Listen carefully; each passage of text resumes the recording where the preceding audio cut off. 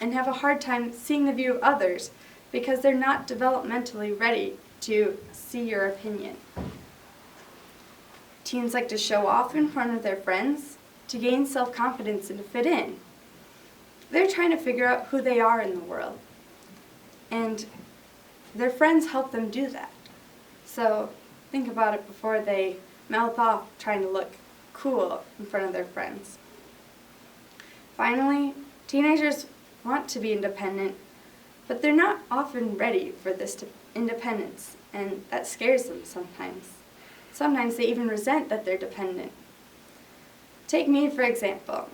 I'm going into college this fall, and I'm ready to be on my own and not have to follow any rules, but I'm not ready to get my own groceries yet.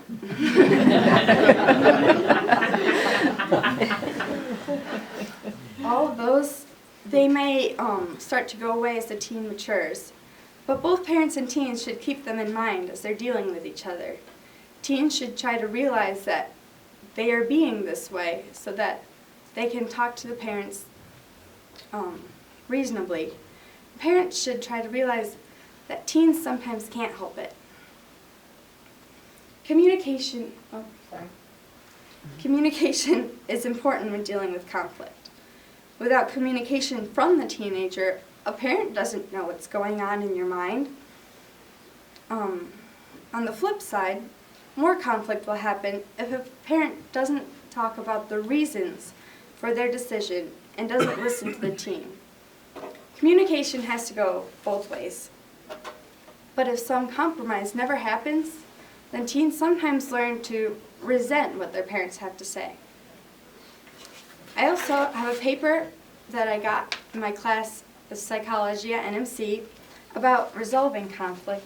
I just want to pass them around. You can share with the people next to you or people you brought with.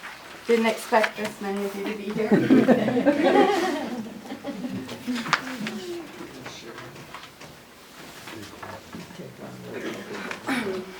And this just explains some constructive conflict things and how to use fighting to further benefit your relationship instead of harming it.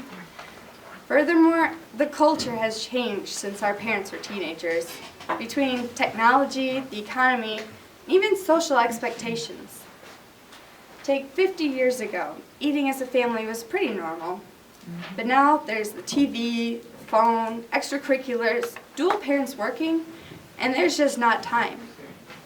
There's so many things in our culture that is pulling us apart.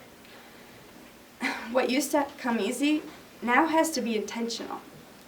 My mom always makes us sit down for at least one meal a week, no matter how much we complain, even though we're busy. And looking at the statistics that I mentioned earlier has taught me why. Now, it's not just me talking about this topic. The Bible also has something to say about parents and teenagers. First of all, in Ephesians 6, verse 4, it says, "Fathers, do not exasperate your children. Instead, bring them up in the training and instruction of the Lord." Meaning, do not purposely make them mad or upset with your rules or with not listening, but teach them by example and with your words. Proverbs 13, verse 24 says, "Whoever spares the rod hates his son, but he who loves him is diligent to discipline him." Discipline is important because teenagers like me have to learn the right way to go somehow. But excessive discipline turns into punishment, which stops being a teaching tool and starts to push the teen away. Discipline should also come with a reasoning so that they know why they're being disciplined. But teenagers, you're not off the hook yet. The Bible also talks to you. In Matthew 15, verse 4, it says, "For instance, God says, 'Honor your father and mother,' and anyone who speaks disrespectfully of their father or mother must be put to death." This seems super drastic to me. But God wants us to know that it's important to respect our parents, even if we don't agree with what they're saying. They're still our parents.